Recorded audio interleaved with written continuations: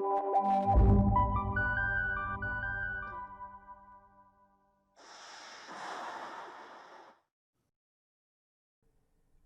is up, everyone? It's the Wizzerdrix again.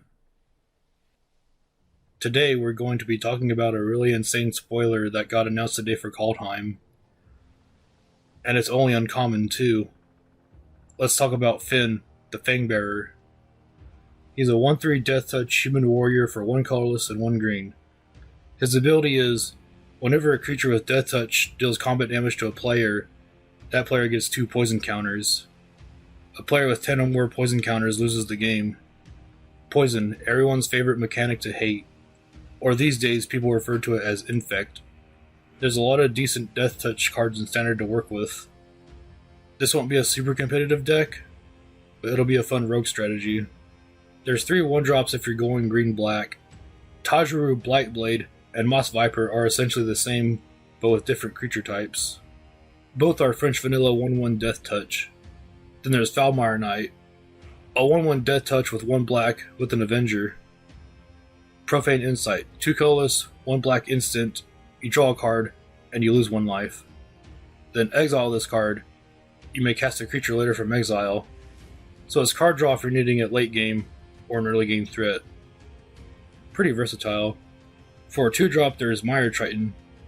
It's a 2/1 Death Touch for 1 colorless and 1 black.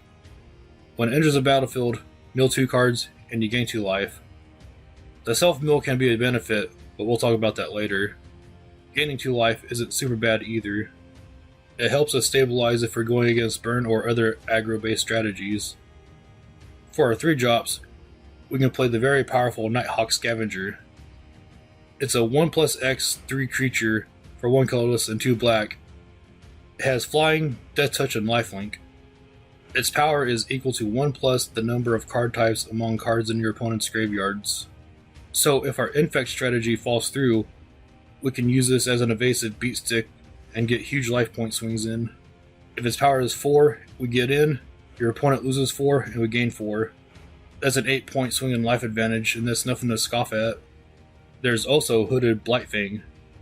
It's a 1/4 Death Touch for 2 colorless and 1 black.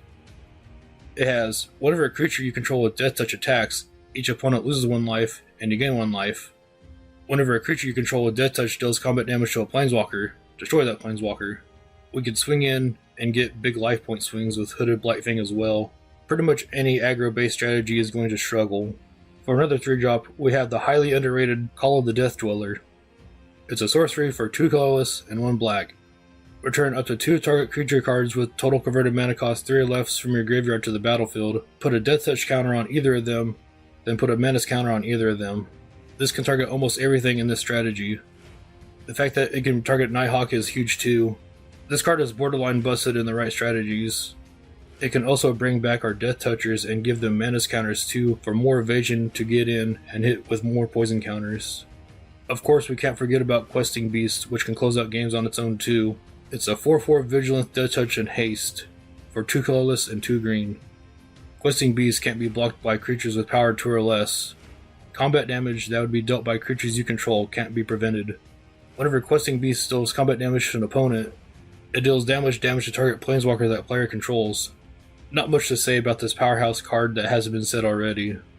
You slap him down, and if your opponent doesn't answer, you win. This Death Touch Matters kind of strategy looks like a lot of fun, and I wanted an excuse to go in depth to talk about how cool that poison counters are back in Standard. I played a lot during the Scars of Mirrodin block, pre and post Callblade. I may do a deck tech on this when the full spoilers for Kaldheim are revealed, just in case there's another card we can use. If you enjoyed this video, please like, comment, and subscribe to the channel. We do daily pack openings and other random discussion videos like this. Thanks again for watching. See you in the next video.